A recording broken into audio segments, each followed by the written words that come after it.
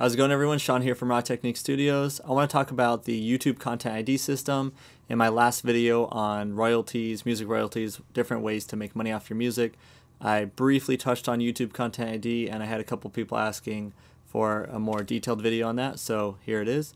This will be going over monetization on your channel versus Content ID monetization. There are two different things, so let's just go ahead and look at the back end of my YouTube channel, and you can see exactly which one's which. So on most of my videos here, because I'm not using my own music, I'm not trying to get this stuff into the Content ID system. It's just a tutorial. Sometimes I'm using other people's music, so I'm not trying to put it into a Content ID. That's their music. I have no ownership over it.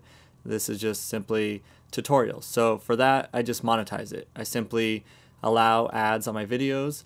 YouTube puts those on there, those make money, and they pay me out for that. So that's basic. You upload something on YouTube, monetize it, you get paid through YouTube. If you decide you want your beat or your song in the YouTube Content ID system, that makes it to where every single video on YouTube then will be scanned, and if it matches your song, if your song's being used in someone's video, you could do a couple different things with it, but one of them, which is what I would do, is monetize it. So you could say, this is my beat, I'm the copyright claimant of it, and anybody who uses it in their video, I want to put ads on their video and make money off of it. So that's Content ID. Another thing with Content ID is if you don't put your own music into the Content ID system, somebody else could use your beat or your song in their video, and they could upload it to Content ID, and they would be considered the copyright claimant of that song or beat or whatever. So it's kind of a first come first serve the way YouTube Content ID works, and that's something I don't like about it, but because it's like that, that's why I would recommend try to get all your music into the Content ID system as soon as possible. That way you don't have other people claiming your work. So for example, I just uploaded this beat that I wrote years and years ago. I used to have it for lease on my website. Somebody leased it, and they eventually uploaded their music through TuneCore, and TuneCore has an option to go through the Content ID system and collect revenues for your music being used in other people's videos. The problem is that the beat that I leased out is in that video. So when that artist uploaded it and had it put into the Content ID system, now my beat is getting flagged as their music, and it's saying that I have to pay them revenue for using my own beat in my video, and I'm not using any of their vocals or anything like that. So that's why you want to be first to get your beat into the Content ID system or your song into the YouTube Content ID system before anybody else does it. But this is the copyright that I got. I'll show you the dispute process because I am disputing this one. I'm fine with them using it, but I want to be able to use my own beat as well without having to pay out revenue to them for using just my beat. So you can see it's claimed by TuneCore on the behalf of this person.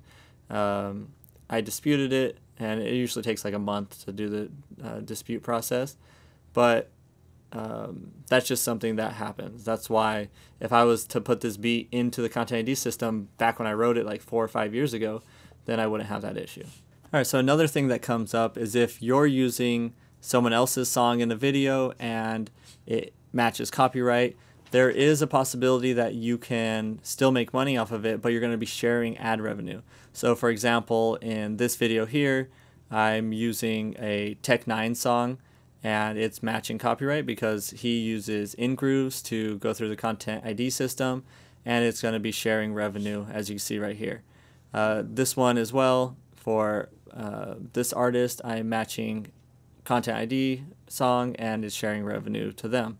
So that's something that you could do to where you're getting paid and the person using the song in the video is getting paid as well, so you're sharing revenue, and I think that's a good way to go about it. Here's another one that says included copyright content, and right here it says not eligible for monetization, and the reason for this is because it's using my own beat in it, and this is a beat that I have set up through my third party, which is Vidya, and I have it uploaded in there, so everything's getting paid out to Vidya.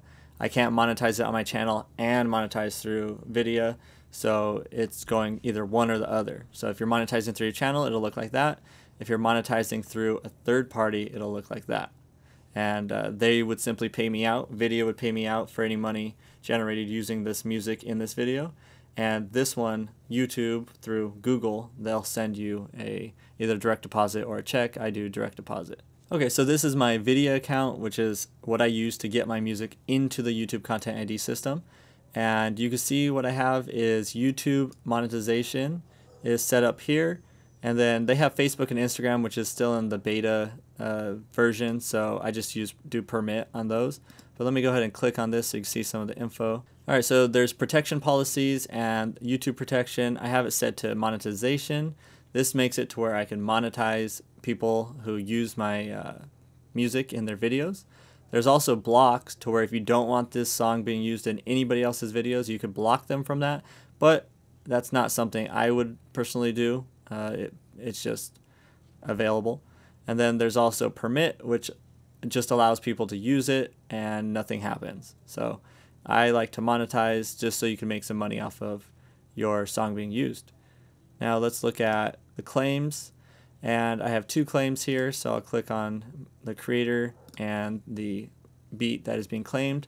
So this is for a cipher beat, and it's in that one video that I showed you here, the DIY economy rack, and it's also being used in the cipher, which is this one right here.